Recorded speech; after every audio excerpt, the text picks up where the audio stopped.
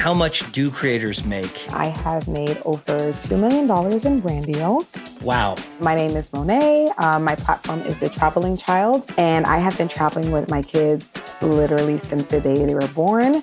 Any sort of words of wisdom from your early days as a creator? The amount of followers you have don't mean as much as the quality of followers that you have, because you can have 10 million followers and not be making any money at all. What worked and what didn't when you were like out pitching? A lot of people sleep on. This is Creator, the podcast from Matador Network. I'm your host, Ross Borden, and I believe creators are the future of all global advertising. So join me as I sit down with top creators to hear about how they got started, the challenges they've overcome, and the tips you need to become a full-time creator. Monet, welcome. Thank you for having me, Ross.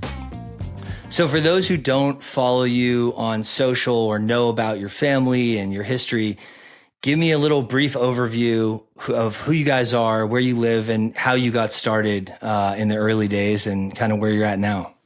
Yeah, so my name is Monet. My platform is The Traveling Child, along with my husband, James, our two daughters, Jordan and Kennedy, who are now 8 and 10 years old. I started my platform back in 2016, been a full-time creator since 2018, and I have been traveling with my kids literally since the day they were born, as much as Kennedy took her first flight at 11 days old. So literally, as soon as they were born, they both had their passports immediately.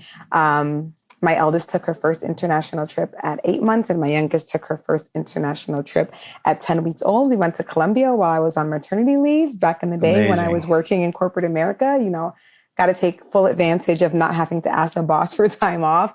But it's been an amazing ride. And yeah, oh my God, I can't believe it's been so long now. 8 years later, here I am. Yeah, it's incredible. So I would assume having the kids traveling that young, were you and James like big travelers before you had children? Yes. So we love to travel. I'm a first generation American. So being Jamaican, I had a passport from young as well, because my family would always go back and forth to Jamaica. But James and I, we met in college my freshman year. So we've been together for 17 years. And in college, we actually studied abroad together in China. So me and him have loved to travel since we started dating. And his aunt used to take him all over the world while he was growing up as well. So travel has always been instilled in us. And I had a exchange program in high school where I lived in Botswana for a summer with a family.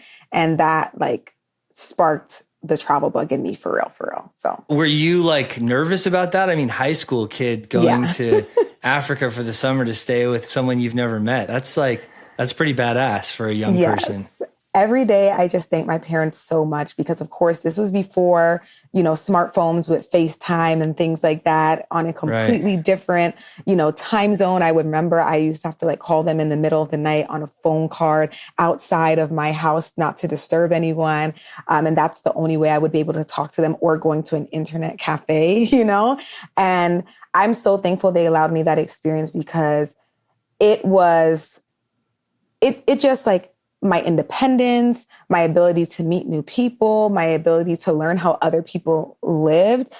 It just made such an impact on me. And I know my parents were so nervous to send me, you're sending your 15, 16-year-old daughter, with people you've never met before. And especially as Jamaican parents, that's not something that they would typically do. But I'm so glad they trusted the process and allowed me that experience, because as I said, it's made such a huge impact on me personally.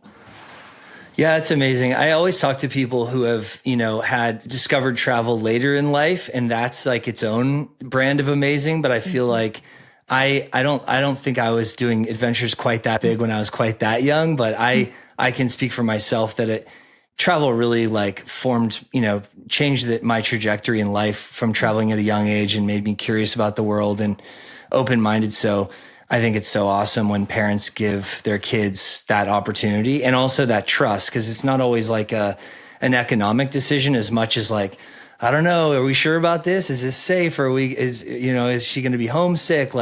There's so many things to be concerned about. Oh yeah, absolutely. I mean, I got a scholarship through this program I was in, and that's the only reason why I was able to go. But it it truly made such an impact on me. And even for my parents, I feel like me coming back, like they realized like the independence that I could have and how I could survive something like that on my own. Like, and it helped me, I think, also in high school, like being able to do other things as well, because then they really trusted me as well. Where are your parents from in Jamaica? And have you guys been back, I assume, to Jamaica a lot, or is that like one of your places you go a lot? Oh, yes. So my mom's from Kingston. My dad's from St. Elizabeth. We have a home in Jamaica, so we're there all the time.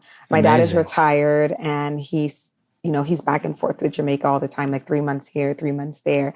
And I go often as well. What is that like? I've been in Jamaica only once, and I'm like dying to go back. I was in Port Antonio and we Okay, I loved it, love but Portland. Yes. yeah, I mean, I love that place. We had such an incredible time. But like, what is that city like?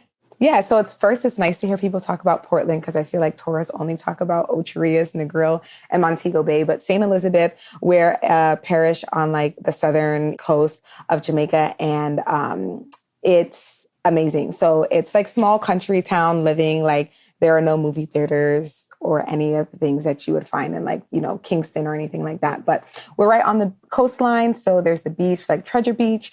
My dad's originally from Alligator Pond, Black River. So you have rivers, you have beaches, you have amazing seafood, of course, and things that St. Elizabeth is known for, which you might know of, like Appleton. So if you're familiar with that rum, that's where the Appleton Estate is. YS Falls. So there are a lot of things to do in St. Elizabeth. Floyd's Pelican Bar, if you've never heard of it, that's like the bar that's in the middle of the ocean. You take a boat to get there. You can have like fresh food and like seafood, Wow. and like be out in the water or be on like the bar area. But there's so much to do there. We don't get as much love as the other parishes in Jamaica, but we definitely deserve it. And it's just like cool vibes, but again, like very country. St. Elizabeth, I'm sold. That's on my list now. I mean, the thing that I liked, and I've never even been to the more popular tourism spots in Jamaica, but the reason I love Portland was just the like lazy town vibe around like everything. Everyone's so chill. There's not a lot going on. There's not a lot of people, but the nature was like incredible. The food was incredible. So yeah, I got to go back and spend way more time in Jamaica. Yes, you do. And then, okay, so you're a young person, you're already crushing travel, your parents are from Jamaica, and then you go, why did you choose China for study abroad? So both my husband and I majored in sports management, and we went in summer 2007. So we went and studied at Tsinghua University, and we worked with the Olympic Committee to see how they were preparing for the 2008 Beijing Olympics. Oh, So we wow. got to see, go into meetings with the Olympic Committee to see what exactly they were planning. We got to go to the venues to see the progress that they were making on building those venues. We got to go to the training facilities of the Chinese athletes. So it was quite an experience for people, that was our major. And then, of course, we also got to do all the touristy stuff, which was great too. Our professor was actually from China, so it was perfect. And he literally took us everywhere. He grew up there. But yeah, it was absolutely amazing.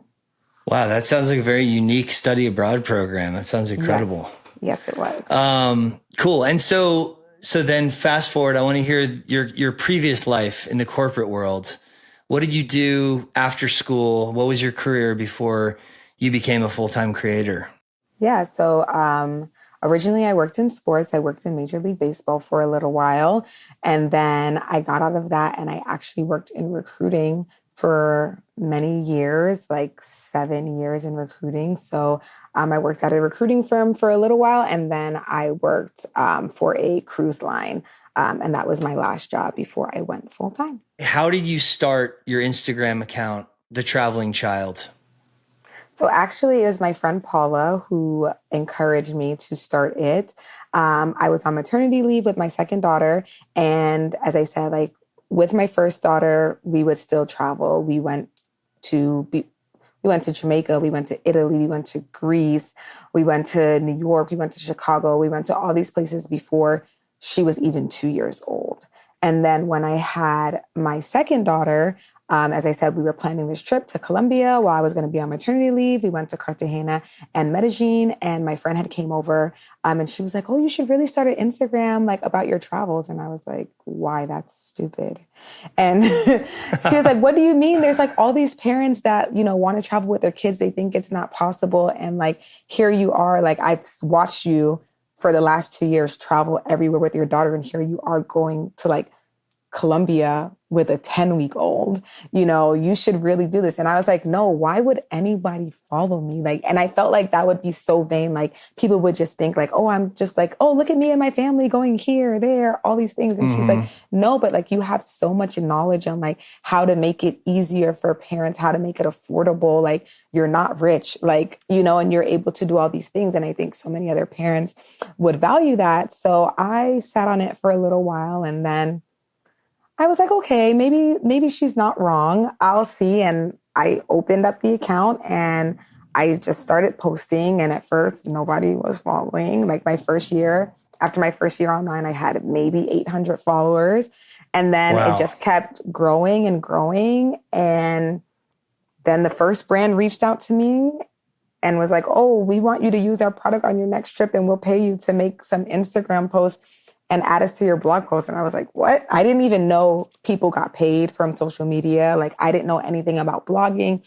I didn't know people made money from that. So I was just doing it to like help people not make the same mistakes we made when we first started traveling with our kids. But then it got bigger and bigger, and more brands started reaching out. And then I quit my job. So yeah, it's an amazing story. I love it. So, I mean, I think there's a really important nugget in there that I hear a lot. 800 followers after a full year of posting. Yes. I feel like so many creators like give up too early. They're like, it's not working, and kind of think it's either going to be like, not an overnight success, but like certainly after 6 months, you got a few thousand followers that are keeping you going, keeping you motivated. But you guys had less than 1,000 after a full year of what was probably quite a bit of posting. So what's your advice to people who are like really, really getting started or haven't even gotten started yet and are just thinking about it? Any sort of words of wisdom from your early days as a creator? Yeah, I would say that, especially now with like reels and trending songs and audio and all this stuff, it's like really easy to get caught up in like the trends and just doing everything that everyone else is doing. But I think something that helped me was, one, there were no really trends to follow then, but I just posted what I wanted to post and what I thought would be helpful. I was like, these are the things that I wish that I would have known before we went on this trip. And then using questions that people were constantly asking me to create content around. Because if that's what your audience is constantly asking, well, then that's obviously what they want to know. And I think that helped me a lot. But just not giving up. It's very easy. I mean, half of those 800 people were just like my friends and family. So, right. So it was like people that I knew from college and stuff. And I'm so appreciative of their support. But it wasn't, it wasn't like, it was like people that I was like, oh, hey, like, they saw me post on my personal page and then I came over, So just like you have to be true to yourself, and you have to know that like success doesn't come overnight. But also, I think people get so caught up in numbers and they think that that's the only definition of success. And that's not true at all. Like, you can have 10 million followers and not be able to go full time as a creator, because you can have 10 million followers and not be making any money at all, or not be making enough for full-time income. So followers, the amount of followers you have don't mean as much as the quality of followers that you have and the people that are really going to take something from your content and do something with, with the information that you gave them. So I think that's something that's, really important to understand as well, because there's lots of people that have way more followers than me. And my goal is not to have 20 million followers. Like, it doesn't matter. I just like the people that we connect with and then I'm able to build relationships with. But just keep going. You have to stay true to yourself, because as soon as you start only doing things because of trends, then one, you're not going to be happy. And if you want to stay in this profession for a long time and be successful and go full time, doing what you love for work is absolutely amazing. And it's by far the best thing I could ever imagine doing. But if you begin doing things that you are not happy with doing just to keep up with trends or to do this or that, you're going to be as unhappy in this job as maybe you were in your previous job that you became an entrepreneur to leave. Yeah, you're just on a different kind of treadmill then, huh? Exactly. Very good point. I think, and I was going to ask you about that comment, just stay true to yourself. I think people are, it's a more complex scene now than it was when you started. When did you start your account? 2016 or earlier? 2016. So, Instagram then, I don't even remember, but it was like, photos and just filters and Yes. no video, no reels, no stories. So I think it was a simpler time then in a lot of ways to be a creator. There was less to think about. You're just like, post a photo, choose a filter, whatever. But I think that's really good advice when you say, stay true to yourself, because I think it's kind of the mix of people getting obsessed with the numbers and the views and the followers. And then like all the ways to get there with like trends or reels and going viral or doing FYP or whatever Instagram calls it, being recommended to others and all the sort of hacks and shortcuts. And I find that those can be a major distraction to creators instead of just like you said, building a really high quality audience and making content that you would make anyway, not because of it's going to go viral, not because it's going to hit the FYP or be a part of a trend, but just like you think it's good content. So I think that's great advice. And honestly, 9 times out of 10, when your video does go viral, the followers that you get from those videos are not necessarily your core audience anyway. And in the long run, it doesn't always end up helping. So as they say, slow and steady wins the race. Yeah, for sure. It sounds like you had like an amazing career before being a full-time creator. So what was that like? What was it like when you're like, whoa, I could just fully quit my job and do this full time? One, a couple questions around that moment. Was it pretty hectic when you were like trying to balance being a creator and having a full-time job? And then when you and James sat down and were like, are we doing this for real? Like completely, quitting everything and going all in. What was that decision like? And how did you why did it happen when it happened? So for one, I am extremely risk averse. So quitting my job was the last thing that I wanted to do. But James was really supportive. My parents were really supportive. And, my mom reminded me that you're not getting any younger. You're only getting older. And the older you get, the harder it's going to be to like try new things like this. She's like, now, like you're young, you have a great track record in, your career. If you quit and it doesn't work out, you can just get another job. And I was like, oh, I guess you're right. Yeah, I could just get another job. And she's like, realistically, like, we're not going to let our grandchildren starve. So like, if things didn't work out and like you needed a little bit of help, for a little while, I'm not going to let my grandchildren starve. And I mean, having that support system, unfortunately, not everyone has that. So that's something like I'm super blessed to have that support system. But at that point, when I chose to quit, I was making the same amount of money from my Instagram and blog that I was at my full-time job. So I had already replaced that income at least equal amount.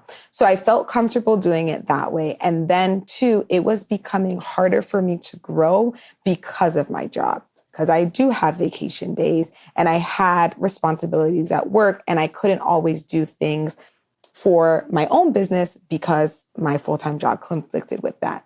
Sure. And I thought to myself, well, if I don't have my full-time job, what's the trajectory that my own business can have versus what's the trajectory that I can have keeping this career? And I felt as if my trajectory could be higher in my own business, and I owed it to myself to bet on me for once. And as if it didn't work out, it didn't work out. Now, James has never quit his job. He still works. He loves working. So he has his own, job and he absolutely loves it. And obviously having that cushion of someone with their job as well made things a lot easier. So I had young kids, a mortgage, like a lot riding, on this, but I figured no time like now. And as my mom said, I could just get another job, but thankfully it worked out. And honestly, I felt as if as soon as I quit, like I got the biggest campaign I'd ever gotten. And I felt like it just opened up so many more doors because I could always say yes to things and I didn't have to turn things down just because of my full-time job. What was that campaign? What was the big one that was like great timing for making the leap? It was with Alamo, and it was to be one of their like chief travel operators, something along, that's not exactly the name, but it was something along those lines. And basically I wrote for their website. They had like a blog website. I wrote for their website about trips. So writing articles, providing photography, and it was a year-long campaign. It was my first year-long partnership. And it paid pretty decent money. So you're kind of a triple threat. So you're a writer, a video creator, talent, obviously, your kids, your family, amazing talent. We've worked with you at Matador. Your kids are fearless. I remember that. Your girls are absolutely fearless. Oh my God, they're fearless. so crazy. That when they went hang gliding and then my daughter went on that thing that drops you straight down like 400 feet. That's a video I saw. Begging people to go on. Yeah. I think we had to cut that out of the video because the client was like, this is kind of nuts. Like she's doing like, it was like a rope bungee swing or something like that. She like had some the insane best time thing of that her life. Yeah, she is absolutely fearless. So, that's, what do you say to people? Like I was the same, maybe not to your extent in terms of traveling with like kids that are like days old, but I've traveled a lot. I have an 8-year-old and a 1-year-old, and the 8-year-old, he's traveled a lot for his age, and at a very young age, like under 2, we were going, pretty far, international trips. And I had a lot of people that I almost like was offensive to me. They're like, oh, too bad he'll never remember it. And I was like, okay, whatever. Yeah. I'm gonna let you have that. But like, what's been incredible is he's been to Africa a couple of times. He remembers the guide's name. He remembers what we did. He remembers the animal we saw when we were at this specific lodge. Like, he remembers specific people that were obviously like very important to that trip. What's your take on traveling with really, really young kids? Yeah, I've gotten the same thing. You're just wasting your money. You're so stupid. Why do you spend so much money taking your kids to places they'll never remember? I don't know. Why do you send your kids to kindergarten? They'll never remember that either. Then I know that's rude, but still, like, that's what I want to say to people sometimes. I'm like, it's not about whether they'll remember every single detail, but it's about the moment and how that shapes them to who they will become. And it's about the moment too, as a parent, like seeing that happiness on your child's face and knowing like they're having an amazing time. And to your point, like, 1, kids remember way more things than we give them credit for. And 2, there are certain moments in your life that you'll just never forget. Like they just are so drilled into your head that you'll remember them. And like we took our girls to Kenya when they were 2 and 4 years old. And they remember that so well. And the moment that they remember the most is we saw 5 cheetahs take down a topi. So we saw a kill. Yes, our guides were like, you don't understand how lucky you are. Exactly. Yeah. And till this day, they both remember it because Kennedy is like, I was so scared. It wasn't fair. Like they were eating him. Like he didn't do anything. That's what she remembers. And Jordan was like, yeah, like they were just running so fast. Like they remember, and they were so young. And besides that, and of course, there are certain aspects of travel that you can get from home, trying different foods, hearing different languages. You can do that at home too, of course. But being able to go different places, seeing how people live, speaking to people, like it's so much different than reading something in a book, watching something on TV. We went to Peru a few years ago, and guinea pig is one of the things that they eat there. And it's like a delicacy. And we went, my oldest daughter, she's like super adventurous eater. She wants to try everything. She had guinea pig while she was there. She missed 4 days of school for that trip, and her teacher just had her do a PowerPoint presentation. And in the presentation, she included the photo of her, literally the guinea pig is on a stick and she's holding it. And she's like, she ate guinea pig. And the kids in the class are like, ew, that's so nasty. That's weird. Like, why would you eat guinea pig? Like, you're not supposed to eat that. And her teacher called me later that day and was like, I just want to tell you what happened in class today and how proud of Jordan I am. Kids were making fun of the fact that, she ate guinea pig. And she was like, just because you don't eat something doesn't mean that it's weird. Everyone in the world eats different things. And if you were born someplace else, you would eat something different. And that is so true. I mean, a lot of things that we do come down to where we were born, who our parents are, and that shapes us so much. And being able to go in an environment that's so unlike your own, experience that, not judge it, and then also stand up for those people when other people judge them is something that me personally, I know that travel has instilled in my children in a way that me just telling them to behave that way at home would not have the same impact. And having that instilled in them from such a young age, they've been to 6 continents. They've seen how people live around the world. I think it's just opened their mind in such a way that not traveling would not have done, especially at this age. So while they may not remember everything, I don't remember everything. It still has made such a positive impact on them. So they'll never remember everything, but I'm okay with that. Best answer ever. I love that. I mean, it's so badass that your daughter stood by it in the guinea pig and was like, defended not just herself, but like the whole culture of like eating guinea pig.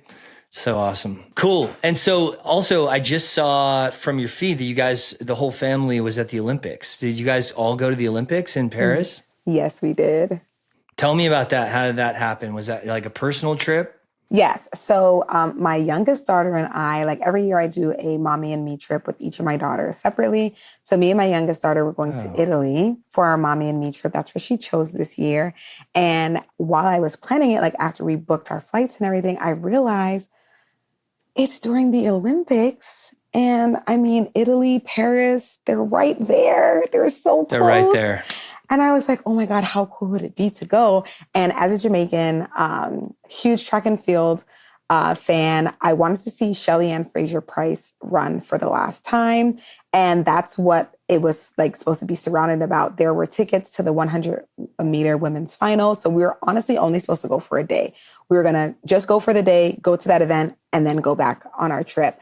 And then my husband was like, okay, like the mommy and me trips are cool. Like I do daddy and daughter trips like too, but the Olympics, like you guys cannot go to the Olympics without us. And then, so he was like, we're coming too. I literally booked his flight the day before him and my oldest daughter joined us. Shout out to Points and Miles. And then we had like, when I was talking to him, we decided like, okay, let's not just do one day. Like, let's just stay. For the time, we did 5 nights and we went to swimming, track and field, gymnastics, basketball, soccer, and synchronized swimming. Incredible. Yes. That sounds amazing. And I'm really happy for James and your other daughter that they didn't get left at home with FOMO. Yeah.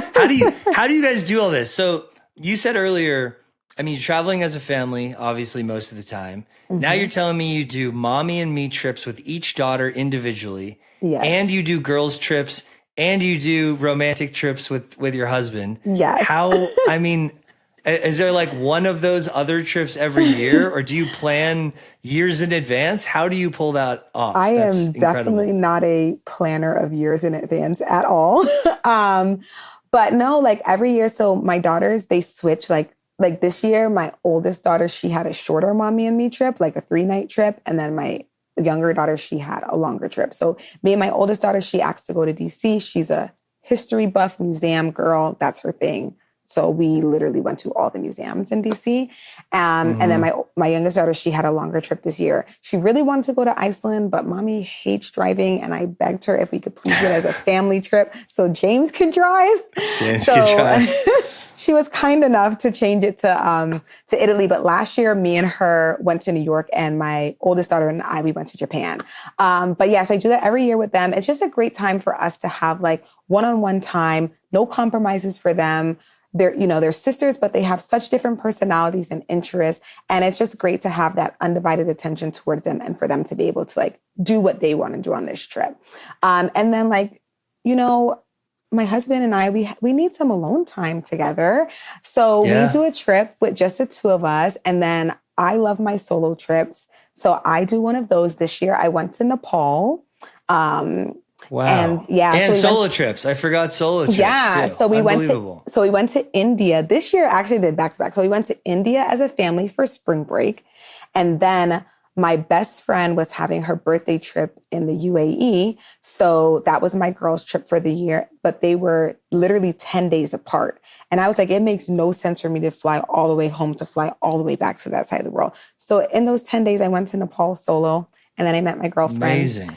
In Abu Dhabi, and it was absolutely great. But I just love having that power trip right there. Yeah, India, Nepal, and then Abu Dhabi. It's incredible. Yes. Awesome. But having that time for like different people in your lives and like creating that space for all parts of you, I think is like really important. Like, especially as a mom, like one thing for me, I never wanted to lose myself in motherhood, and I absolutely love my children, but they're not the only part of me. And I want to still have space for my friends, for myself, for my husband, and for them, of course, as well. So I love those little different trips that I have. Yeah, very inspiring. Well done. That's awesome. I want to know, you kind of told us how you made the leap in that moment. It sounds like you had the support of your family, your partner. And so, and then you had that big deal from Alamo that like helped you make the leap. So that sounds like the stars aligned and it was the perfect time. I know everyone has, asks creators, how much do creators make? And so I won't be so blunt as to say how much you make per year, but give people an idea, maybe like how much have you made, would you say, from brand deals throughout your career as a creator, or your biggest month or your biggest deal? Maybe like those three things, if you're willing to share. Yeah. So since 2016, I have made over $2 million in brand deals.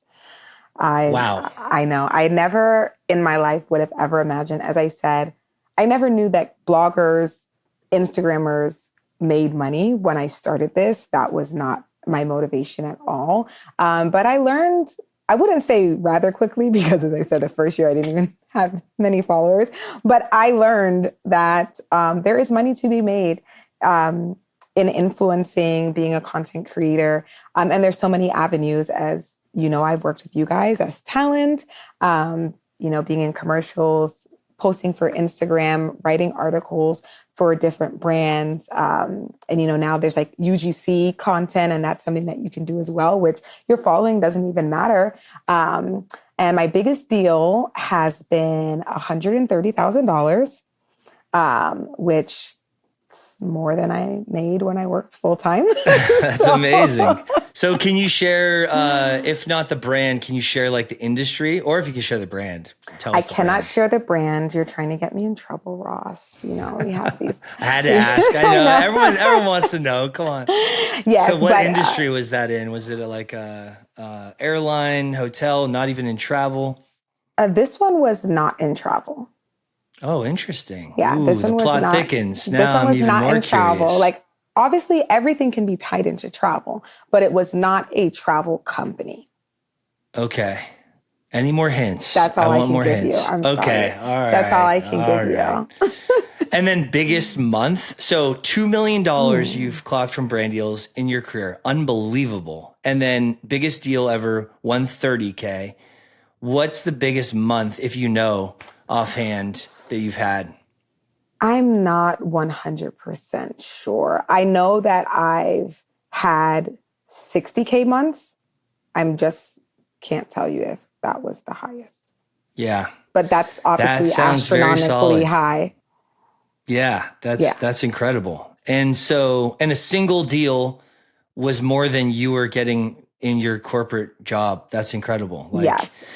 Do you feel, I'm sure your revenue as a creator has gone up steadily, I would imagine, as your following's gotten bigger, as you've gotten, developed more as a creator.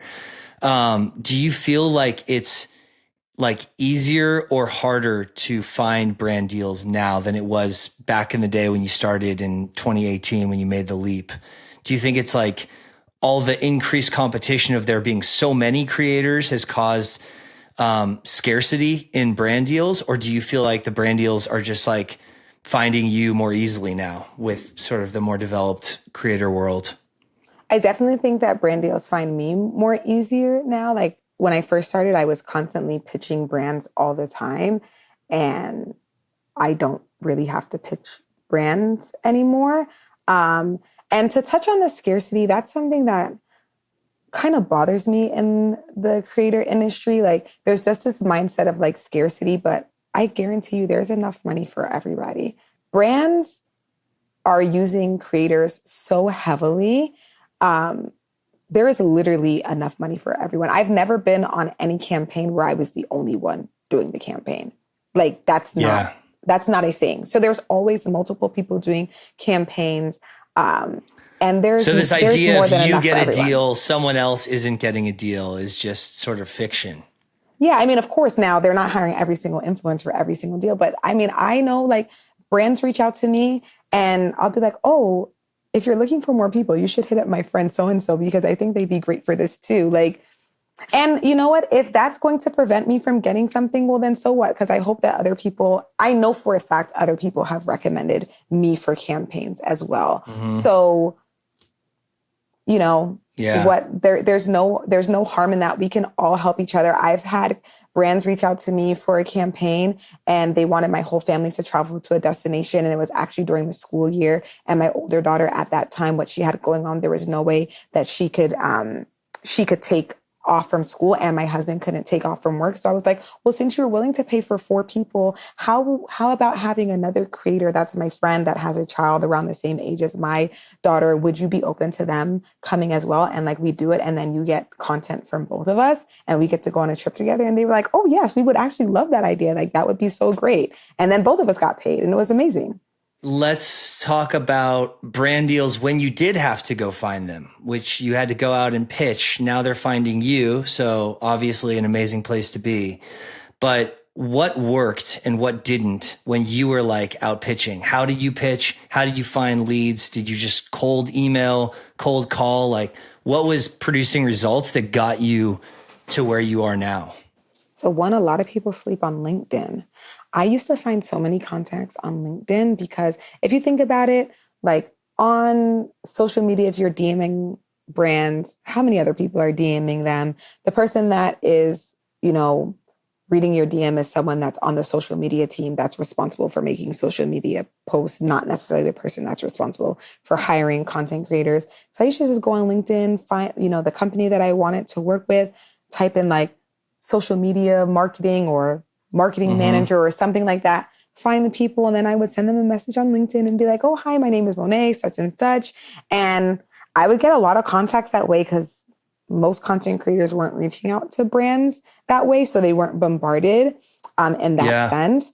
So that was a good way. Also going to different conferences for content creators is a great way that I met a lot of brands as well, being able to see them one-on-one in person and build a relationship with them, where some of those people, like I never worked with them immediately afterwards. They said that I was too small or I didn't have this or I didn't have that, but I built that relationship and then I could follow up with them, every 6 months.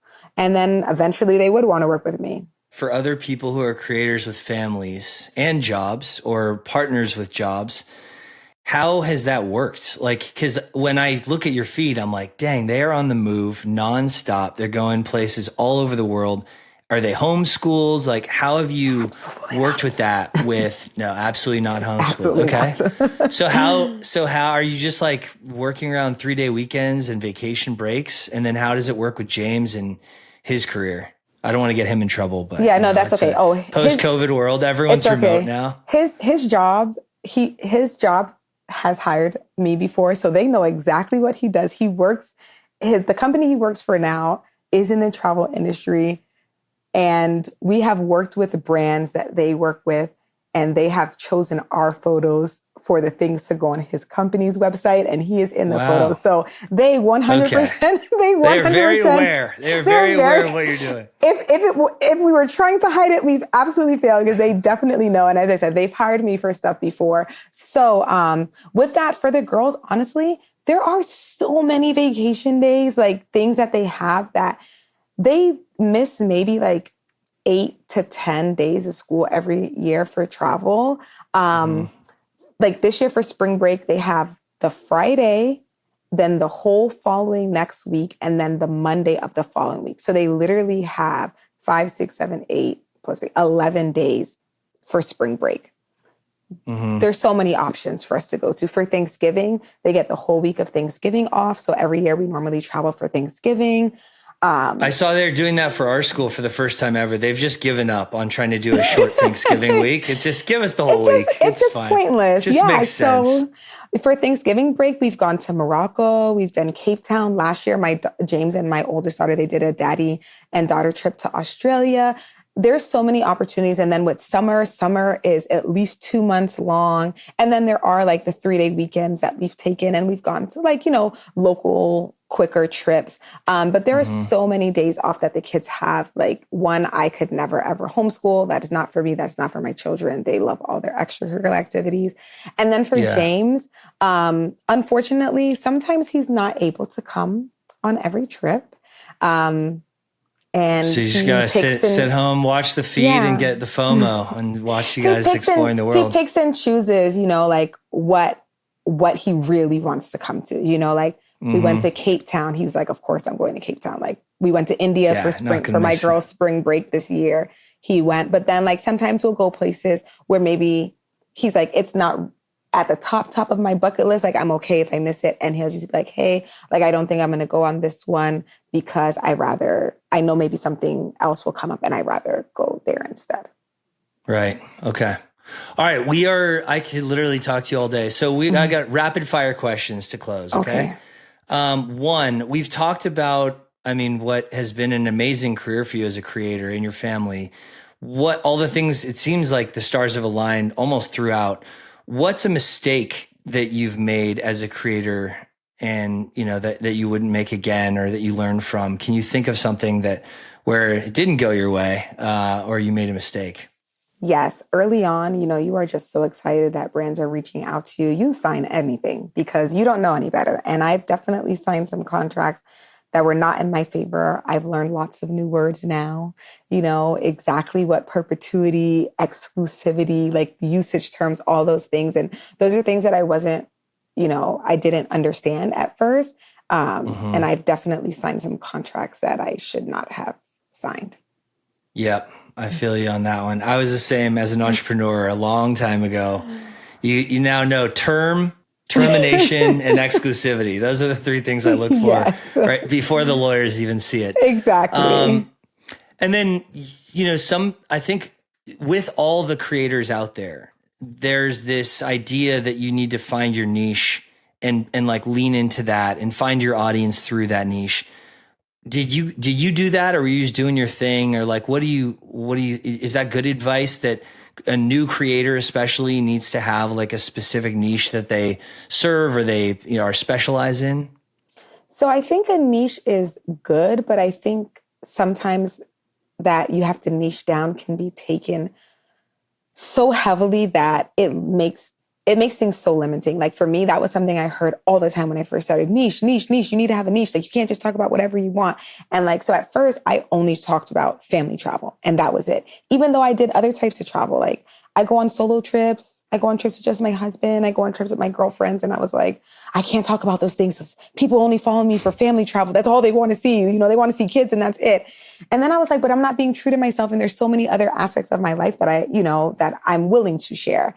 And I remember I posted about my first solo trip And the feedback that I got was like astounding. So many moms and moms to be were like, oh my God, thank you so much for posting this. Like, I never thought that I can do a solo trip.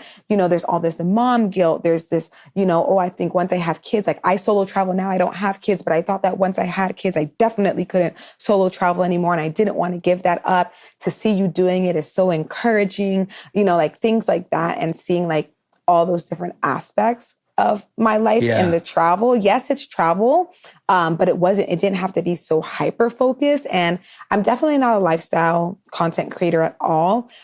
And even sometimes when I share things that don't have to do with travel, just like my family in general, I don't share as much. But I remember I used to be very hesitant because I was like, people only follow you for travel. And then I started posting like just what I want to post. And the reception is always there. People are like, oh yeah, we're so happy that you shared this, moment with us too. Like, I love to see the other aspects of your life.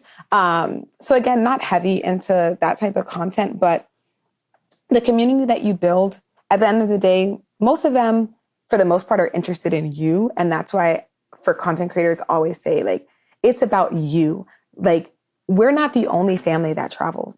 Like, there are 50 million people that you can follow that travel. And most people that follow us also follow other family travel creators too. That mindset of like, it can only be you. Like, no. But at the same time, people follow us for our own unique journey because we don't homeschool. There are certain things that we do as a traveling family that other families don't, where, maybe their whole family is in the business. They homeschool their children. We don't do that. So it's a different perspective. I have, other content creators that are my friends and they travel, but they only travel in RVs, or that's their main, it's all different. So, so yeah, like niche is cool, but I don't think it's end all be all. Yeah, I agree. What about like using a product, or when you cold email someone on LinkedIn, were you ever like, hey, we always use Alamo when we travel, or I'm a Delta flyer, or whatever it is? Like, do you think that's important? I see some creators and I hear about creators like using a product, service, going to a destination, obviously could be another example. And then they sort of pitch the brand and say, look at my content. I actually have content about your brand to show you. Has that worked for you at all? Or have you ever done that? Yeah, it's worked for me because sometimes, especially when my kids were younger, there were particular products that like made travel for us so much easier. And I used them all the time. And that is how I was like, oh, here's an example of like a post I've already made about your brand.